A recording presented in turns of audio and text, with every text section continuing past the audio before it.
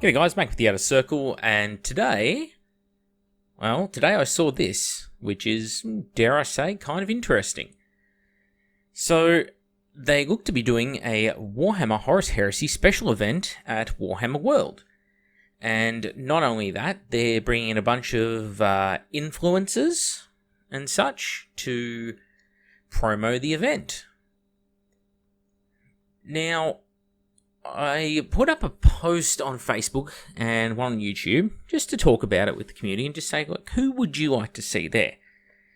And just not targeting on in particular or anything like that, because I'm certain someone will make a comment like that. No, I don't care. I don't care if people are like a TikToker or whatever.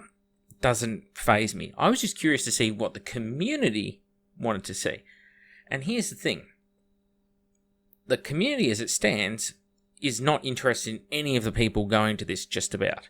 I say just about because there's a few people like painters and such going to it that people are interested in. The thing is, the people who are going to this are not Horus Heresy players. They haven't been there fostering the system for all this time. And that's okay. I know it probably shocks people that I say that, but look, the reason they're doing it is the people who are in Horus Heresy already, they probably figure that they don't need to please us. We've already, blown our load, as it were, proverbially, spent our money with them, bought our armies, and now we are no longer the target demographic. We're not the customer that they want because, as far as they see it, they've got their use out of us. We're just being discarded.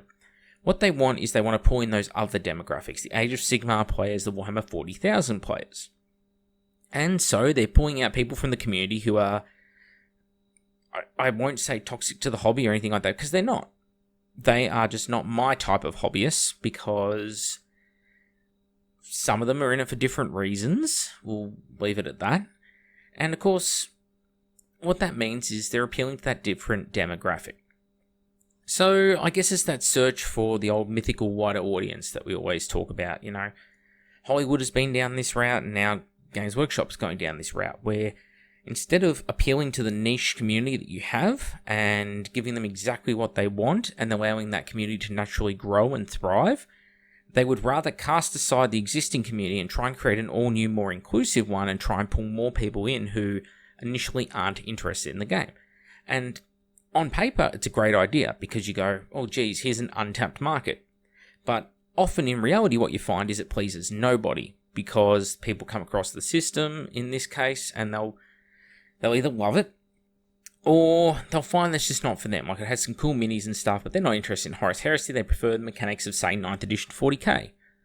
Or you'll end up with a lot of antipathy between, potentially, the people coming across from 40k and the people who are already in Horus Heresy when, certain types of armies that are not very, we'll say hobby-oriented start appearing on tabletops, because let's face it, that's generally what happens when 40k players have come over to Heresy in the past. They bring the bad traits of 40k with them, and I'm happy to argue the point in the comments with people, but that's historically what we've seen. We saw it heavily at the end of Warhammer 40,000 7th edition, where 40,000 had become so bloated and so much of a nightmare to play, thanks to all the formations, data slates, the spreading of rules, all the problems that 9th Ed currently has. And so what had happened was they were releasing the Betrayal at Kelth at that time, and the Burning of Prospero. And so 40k players in droves started coming over to Heresy. And they were not the people that the Heresy community generally was fond of, to put it lightly. And it's kind of a shame because, on the one hand, you don't want to keep people out who are interested in your hobby. It's not good for the longevity of your hobby. But at the same time, you don't want to be sacrificing the principles of your hobby in order to allow that community in. Because what is the point in growth if you're only growing something that's no longer what you initially had? If the hobby is going to be objectively worse because of this new group of people coming in, do you want them in? And, that's the hard to answer question of it all. Because who wants to bring in people to this hobby if they're just going to be toxic? Yeah, I know, don't point the mirror at me. I get it. I can be toxic too at times. But it's a very real problem.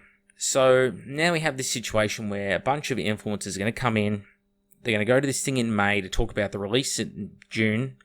And it's going to coincide, funny enough, with the financial reports for the company, just coincidentally. And they're going to be trying to use these influencers who have absolutely nothing to do with the hobby. Well, the 30k hobby. Most of them have something to do with the hobby as a whole, I suppose, Games Workshop products. But many of them, I think this is the hard point, is many of them are in it for them. They're not hobbyists trying to talk to you.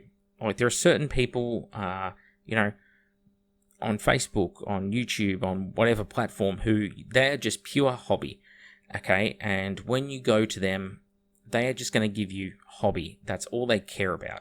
They don't care about the politics of it. They don't care about making any money at all. They just want to have the hobby and love the hobby, okay? And then you get this other group of people who they're in the hobby, but they're in it to make money. And especially anyone who's like a commission painter or whatever is immediately, no offense to them, a little bit suspect, because their livelihood is directly tied to the success of the product they're peddling. And so you immediately have to go, what's up with this? Whereas those of us who have other revenue streams, for example, we aren't under that pressure, that obligation. And so it's a funny little situation we end up in here. Because some of these people who will go along to this open day and play this game, it's not just some, it's probably almost all of them are going to come away with glowing positive reviews, most likely, unless something absolutely undeniably catastrophic happens and the public is aware of it, in which case they'll have to say something about it. But just like with a bad Hollywood movie, these people are going to go in and they're going to say, it's the greatest version of Horus Heresy ever. When, in all likelihood, it's shaping up not to be. It's just shaping up to be another edition of Horus Heresy. Because I don't hate it, but it definitely has some problems as it currently stands. And so, if it's implemented as it currently stands, it's going to be a bloated nightmare, which doesn't actually improve upon the current system. It's just a lateral shift, which is something I said about 8th edition 40k. A lot of people love that edition, and I will argue to my last dying breath that it is objectively as bad as 7th edition. It's just bad in different ways, and therefore a lot of the people that say it's good are saying it's good in relation to the problems 7th had. They are failing to look at the problems that 8th edition 40k had, and 9th edition as well. Things like, Codex is being superseded within a few months, some factions not getting a look in at all, missing characters, missing units, missing rules, FAQs, day one, like a lot of issues that exist, okay? Well, this is shaping up to be the same sort of thing, because it's Marine-centric, Marine-based, and if the rules as they currently stand, it is going to be a hyper fast-paced game. Because although it's keeping the same size tabletops, units are moving faster, the killing power of weapons is way up, and to compensate for that, they've tried to increase things like hull points and wounds, but things like 4+ armor save, 4+ involved saves and stuff seem to be getting taxed through the roof, because I guess they don't want you to have saving throws. Cover is basically just non-existent now. Like, Jink is changed to Shrouded. There's a whole bunch of stuff happening in the background there that I think is very questionable, but I think the core system is fine.